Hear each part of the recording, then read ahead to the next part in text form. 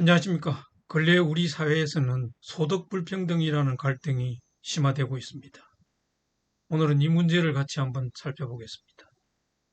그간 누적된 불평등이나 발전에서 소외되었다고 느끼는 사람들의 불만과 이것을 이용하는 정치 세력이 결합을 해서 왜곡된 방향으로 나아감에 따라 어떻게든 합리적으로 소득 불평등 문제를 해소해 보려는 노력을 점점 힘들게 하고 있습니다.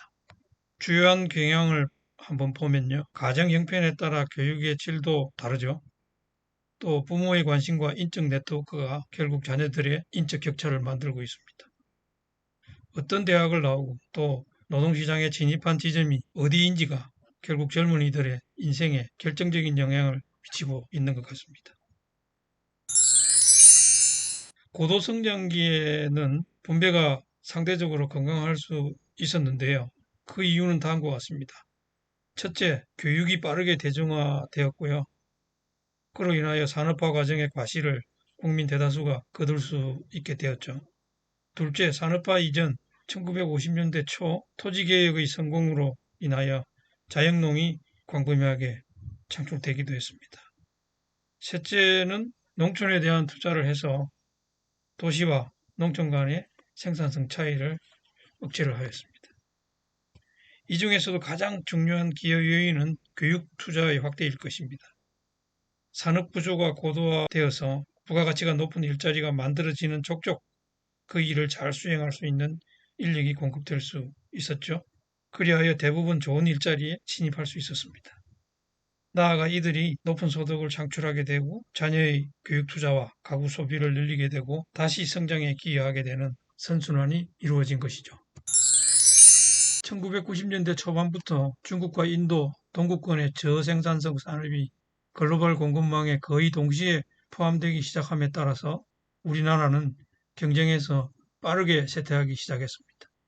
경제의 성장과 기회 확대라는 선순환이 원만하게 진행되기 어려운 시즌이 시작이 된 것이죠.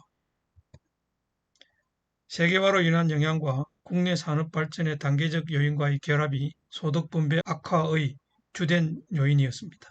또한 귀족 노조의 부상과 노동시장의 이중구조, 외환위기 후 실업과 불안전 고용의 증가, 그리고 고령화 등도 주요한 요인으로 꼽고 있습니다.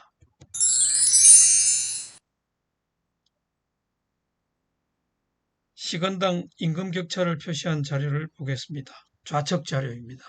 상층과 중간과의 격차는 유지가 되고 있습니다만 다른 두 격차는 감소하고 있습니다.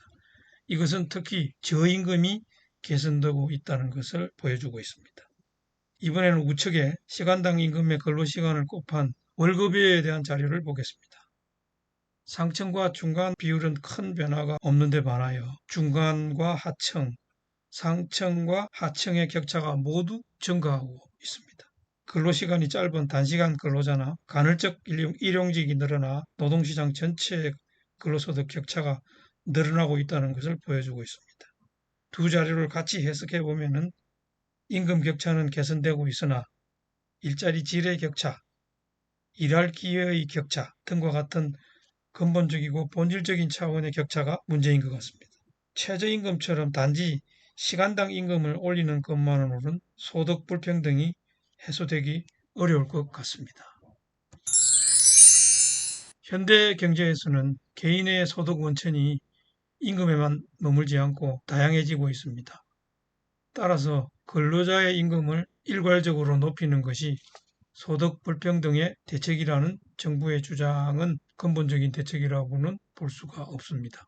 그러기에 시장의 각종 규제를 완화하고 어려운 가정의 아이들에게 좋은 공교육을 제공해서 최대한 많은 일자리가 활발하게 만들어질 수 있도록 경제를 운용하는 것이 최선의 복지 정책이자 분배 정책의 핵심이 될 것 같습니다.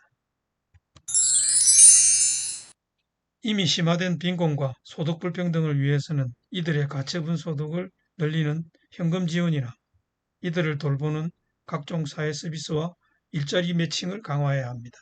특히 급속히 늘고 있는 고령 인구에 대한 지원은 불평등 정책의 중요한 부분이 되어야 할 것 같습니다.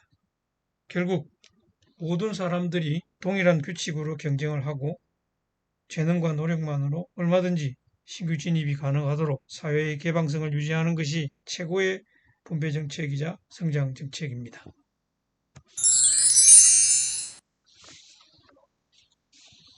개인이 가진 경제활동 기회와 잠재력을 최대한 살리도록 제도의 공정성을 세우고 산업의 경쟁력을 높여야 합니다. 불평등 대책은 결국 기술 변화와 산업 구조, 인구 구조 변화, 교육과 훈련 정책 등의 국가 시스템 차원의 전면적인 부문입니다. 여기에 교육의 기회와 일자리 기회의 공정한 접근성도 제도적으로 보장이 되어야 하겠죠.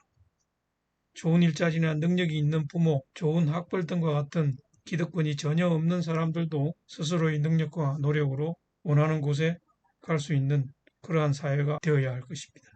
그러기 위해서는 국민 개개인의 역량을 높이는 아젠다에 국가가 재원을 투입하고 구조를 개혁해야 한다고 우리 모두가 강하게 요구를 해야 할 것 같습니다.